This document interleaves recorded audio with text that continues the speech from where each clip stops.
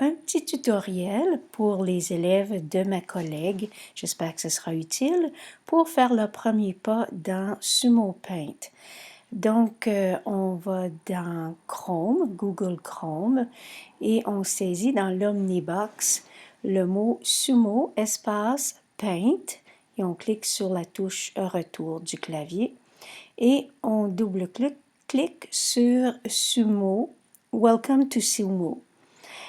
Dans le site, je vais cliquer sur l'onglet Create pour que s'ouvre le logiciel. Et la première chose que je vais faire, je vais aller cliquer sur le petit drapeau en haut à gauche, le petit drapeau américain, pour changer la langue au français. Donc, je vais cliquer sur le bleu, blanc, rouge, French, français, pour que la plupart des termes soient traduits en français. Ce ne sera pas complètement en français, mais beaucoup de termes sont traduits en français.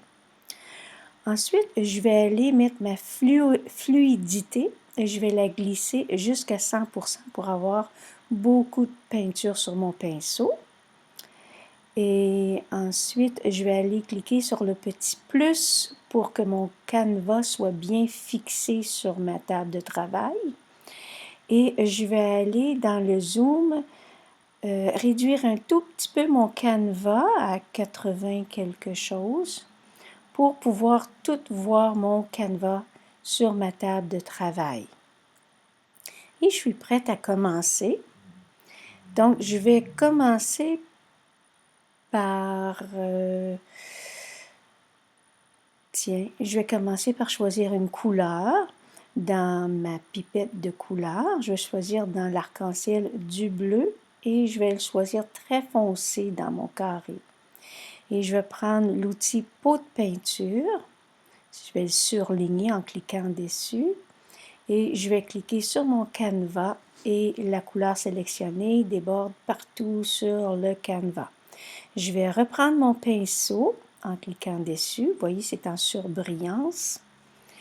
Et puis, je peux choisir une couleur beaucoup plus pâle, comme un presque blanc. Puis, gribouiller sur mon canevas.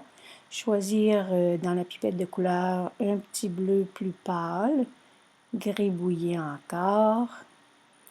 Et changer la couleur vers un petit mauve, peut-être un peu plus foncé. Et gribouiller encore.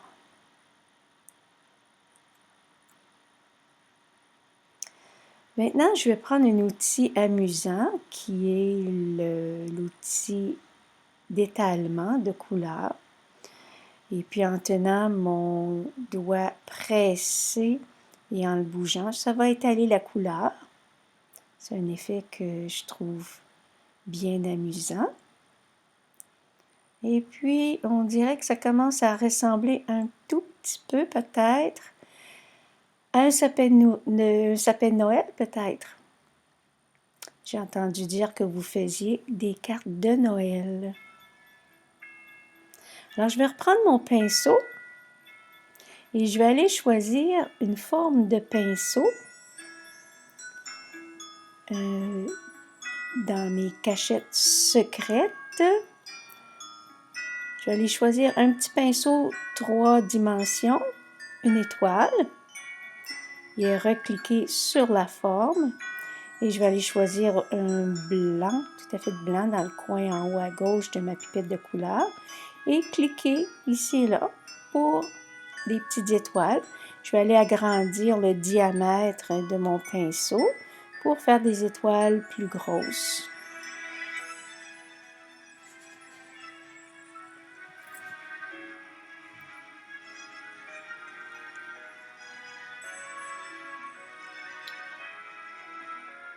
Et maintenant, je vais aller choisir l'outil cercle pour essayer de faire des boules de Noël, pourquoi pas. Et choisir mon ensemble de couleurs, des couleurs graduées. Je peux choisir dans cet ensemble de couleurs-là ou choisir dans la petite cachette d'ensemble de couleurs différentes.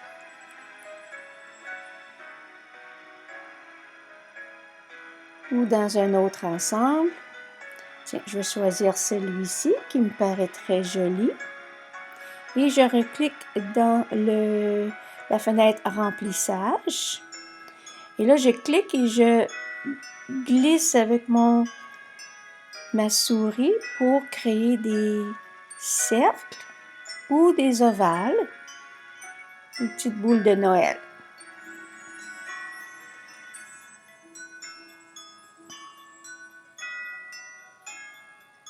Je peux aller choisir un autre gradué.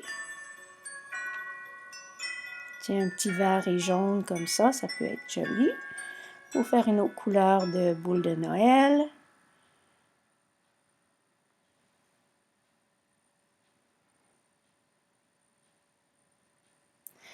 Et puis, tiens, pourquoi pas une étoile. Et je vais aller sélectionner un autre ensemble de couleurs. Ici. Je vais retourner dans mes premières couleurs Sumo et choisir un petit rose et bleu.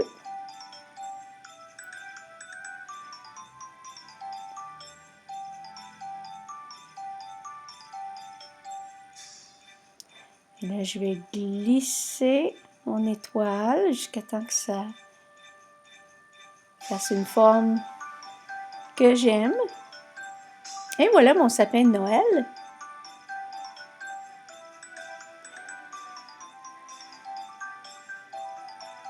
Je vais retourner chercher le pinceau.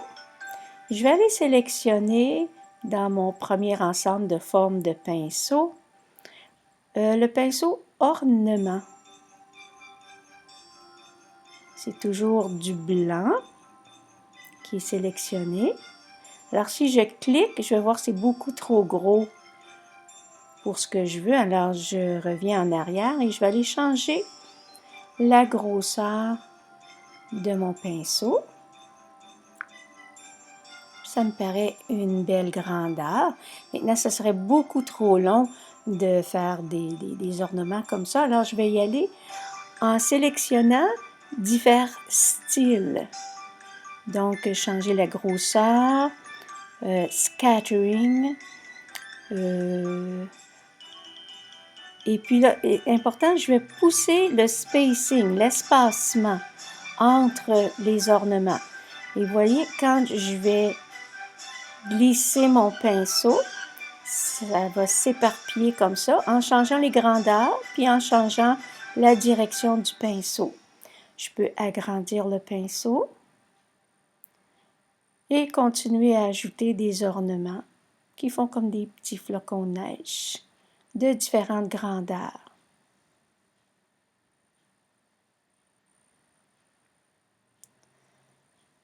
Et je pense bien que c'est terminé, alors il faut enregistrer ça au bon endroit. Alors je clique sur Fichier, Enregistrer sur mon ordinateur. Et là, dans la fenêtre Non, je vais double-cliquer pour surligner ce qui est écrit à l'intérieur. Je vais écrire mon numéro d'élève en 2 chiffres et mon prénom. Et pour le format, je vais le laisser en PNG, le format par défaut. Et je clique sur Enregistrer. Et là, ton enseignante va t'indiquer où, dans quel dossier enregistrer ton fichier de dessin. Il ne te restera plus rien qu'à cliquer sur Enregistrer.